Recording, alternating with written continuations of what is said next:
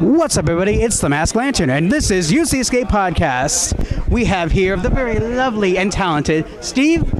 Hi, everyone. I'm Steve Rudzinski, world-famous filmmaker.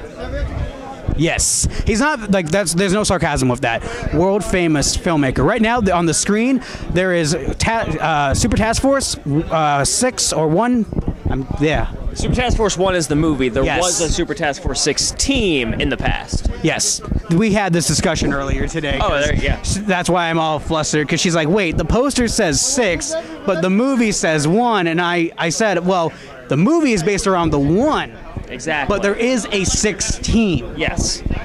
It is a loving tribute to Power Rangers, to Super Sentai, to all those type of martial arts, costume wearing, kaiju fighting movies that I love. I cannot say that enough, that I love this movie so dearly.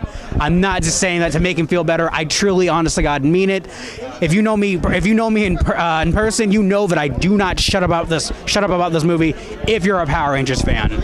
And I really appreciate that. That means a lot to me, because I made this movie as a passion project, because I am so passionate about the genre of tokusatsu. So it was such a dream to make my own, and even though it was like a low-budget thing, and a lot of people helped me out for free, and I also paid some people too, especially for the effects in that movie, but I really wanted to do something that I wanted to create, a story I wanted to do, and I think I delivered for the money that I did have. honestly, and it just, like, watching it just feels like an episode of the TV series, which is amazing. Thank you. And oh my God, I could sit here and talk to you about that movie for hours, but we should probably talk about the other movies you made. I mean, yeah, that's fair. I don't mind promoting my other stuff. So I see you have some movies about Cat. Yes. Well, I noticed that Super Task Force was making a good amount of money on Prime streaming, as opposed to my bigger budget, more real horror movies, which are really popular for a few months and then kind of die off. Yes. And I was wondering if that's because it's a family film, because kids will rewatch the same thing over and over again, whereas adults will try new stuff, which is great. That's not like a knock on that choice. But then I also noticed that there's an infinite amount of talking animal movies. Yes. And I watched a bunch of them to review on a podcast, and I saw how trash most of them were. And I said, You know what? To heck with it. I have a cat. I know how to make a movie. Let's take $500 and make a talking cat movie for streaming and see how it goes. So I did a Meowie Christmas, which is about a talking cat that watches Alex Jones videos all day when her owner isn't home. So she believes that lizard aliens have kidnapped Santa Claus and mistakes 2 burglars coincidentally breaking into her house for aliens, since she knows the truth. And within 2 months, it made a bunch of money. So then I did the sequel, A Meowie Halloween, which is part 2, and it's about the same cat using the Neko Meownicon to dispel a dream demon that's haunting her and her owner's dreams. And I got real weird with that one, since the first one was already a success, so I made as many horror references as possible while keeping it a kid's movie. And in terms of tone, those are my Ernest movies, because I love Ernest P. Worrell. Yes. So I wanted to make my own Ernest type of movie, and that's what both of those are. They look amazing, honestly, so I now have other things I need to watch. Oh, thank you so much. And I love your style, honestly.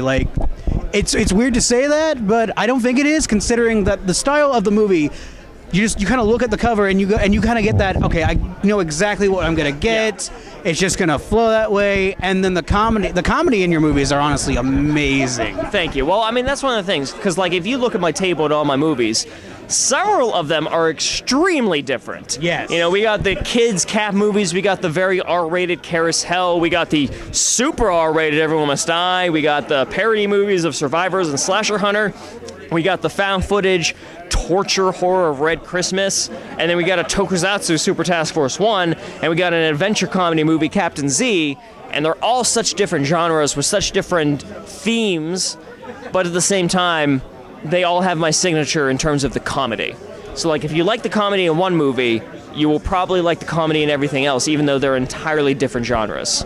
And what really works is that you get you put references in there that fans will legitly get. It's funny regardless, but it's really funny when you get the references. Yeah, I try to do that with my writing, in the sense of if I want the movie to be funny to everyone, Well, I mean, humor's subjective, so obviously not Yes. every joke is going to work for every person. I get that. Yep. But in terms of the references, I just want those jokes to kind of still be jokes on their own, but then if you're able to understand the reference, it just elevates it an extra level. Like I said to you yesterday, my favorite joke in Super Task Force is still when your girlfriend's like, "Wait, you're basically a ranger?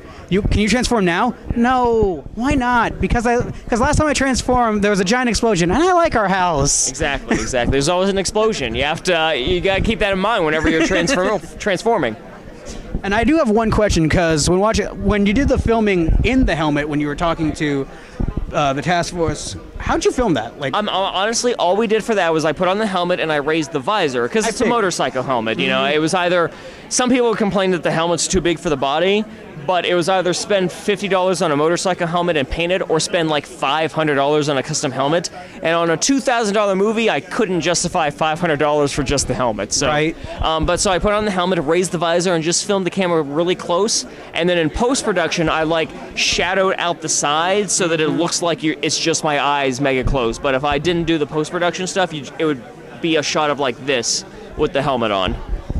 And thinking about this, another joke I really like is when the guy says, "So, are you wearing that green shirt because you became the Green Task Force Ranger?" No, it's just a green shirt. Why would I wear that specifically for my color of suit? That's weird. Like, honestly, when I saw it, I laughed because it was just, it made sense. Like, that legitly is what they did. All right.